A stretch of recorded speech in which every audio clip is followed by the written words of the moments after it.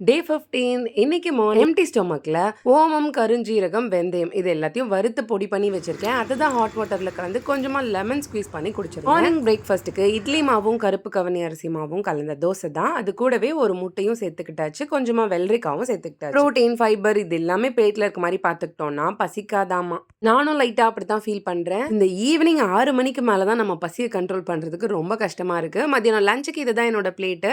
Chia seeds கூட லைட்டா yoghurt கலந்து சாப்பிட்டு பாருங்க, சூப்பரா இருக்கும். சாலடுக்கு இந்த மாதிரி ஒரே குக்கர்ல போட்டு எல்லாத்தையும் ஆவியில வேக வச்சுக்கிட்டோம்னா நம்மளோட வேலை ரொம்பவே ஈஸி ஆயிடும். சாலடுக்கு ஒரு சூப்பரான ட்ரெஸ்ஸிங் அது எப்படி செய்யணும்னா, கொஞ்சமா பன்னீர், கொத்தமல்லி, பூண்டு, உப்பு இது மட்டும் போட்டு அரைச்சி தனியாக எடுத்து வச்சுக்கிட்டு நம்ம கிட்ட என்னென்ன வெஜிடபிள்ஸ் இருக்கோ எல்லாத்தையும் போட்டுக்கலாம். நான் ஸ்க்ரீன்லேயே மென்ஷன் பண்ணியிருக்கேன் என்னென்ன போடணும்னு. எல்லாமே போட்டு கொஞ்சமாக உப்பு, மிளகுத்தூள், அதுக்கப்புறம் சாட் மசாலா இது கூடவே நம்ம ரெடி பண்ணி வச்சிருக்க பன்னீர் ட்ரெஸ்ஸிங் இருக்குல்ல அதையும் மிக்ஸ் பண்ணி எடுத்துக்கணும். நிஜமாவே ரொம்ப ஃபில்லிங்காக இருக்கும். செஞ்சு சாப்பிட்டு பாருங்க, அப்புறம் சொல்வீங்க.